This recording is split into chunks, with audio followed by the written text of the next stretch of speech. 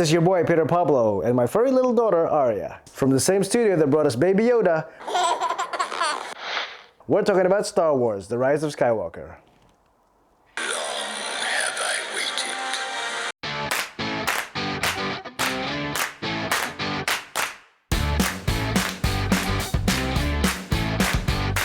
Star Wars, The Rise of Skywalker.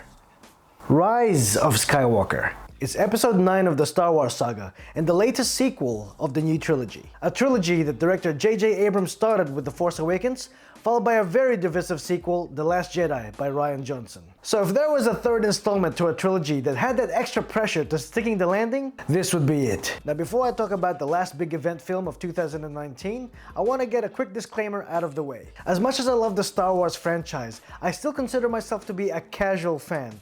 I haven't read any of the books or seen any of the live action or animated TV series. So I'm coming at you with the Star Wars lore that I know strictly from the films. Once again, J.J. Abrams bravely takes the helm to direct, armed with his Death Star-sized balls. The Force brought us together.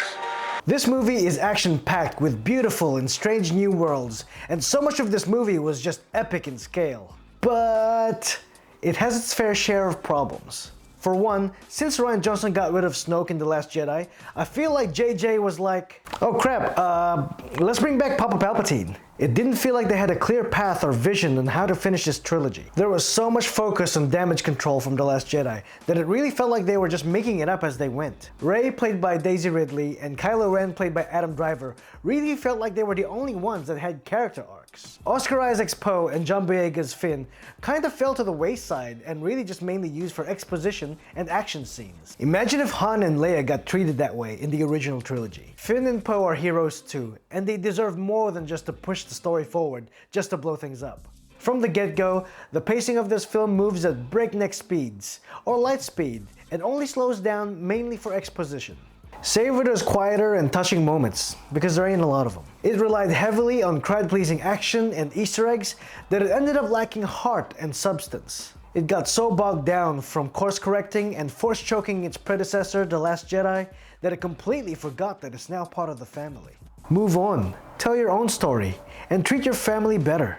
And there's this massive clue given away at the end of the first act that it completely takes away the element of surprise by the time it's revealed to us in the third act. Like, come on guys, this would have been a big reveal. I like not knowing what I'm walking into. She agrees. And there was an element in this movie that made me think, I didn't know the Force could do that. But it's not all doom and gloom. This movie has a lot of upside too. There was a lot of good fan service here. Sure, some of it got into pandering territory, but for the most part, it was fan service done right. There were about a dozen surprises here. Some big, some small, but the big ones really answered a lot of our questions. Whether you like the answers or not, they still get answered. Kudos to JJ for taking the risks of providing us answers he knows not everyone's gonna like. And I thought he handled Leia pretty well, because we know that since her passing, they used old footage of her and built scenes around those performances.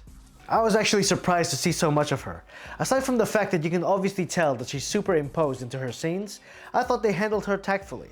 As for the action, it was non-stop thrills and a couple of jaw-dropping moments. And it was all complemented by the brilliant score of John Williams. Aside from Star Wars, John Williams' orchestral scores have been a part of Harry Potter, Superman, Indiana Jones, Jurassic Park, and Jaws. Of course, he's most well known for Star Wars, and he scores the music in this film brilliantly. Especially in those slower emotional moments. One scene in particular was like a gut punch, and I had to fight back the tears, and I was like, oh, you almost got me. And as expected from a Star Wars movie, there is some comedy here, and a lot of those jokes landed with me. Now before I share my final thoughts, just a quick reminder to click like, share, subscribe, and hit the bell for notifications to my weekly reviews. And now for my final thoughts. I got a bad feeling about this. Starting off with the lows, we've got rush pacing, missing character arcs, and lack substance. And as for the highs, we've got amazing action, brilliant score, and a visual spectacle. So overall, I found this movie to be okay or good. It's like a drunken one-night stand with a stranger. It was pretty fun, but overall meaningless, and you just can't wait to recover from the hangover.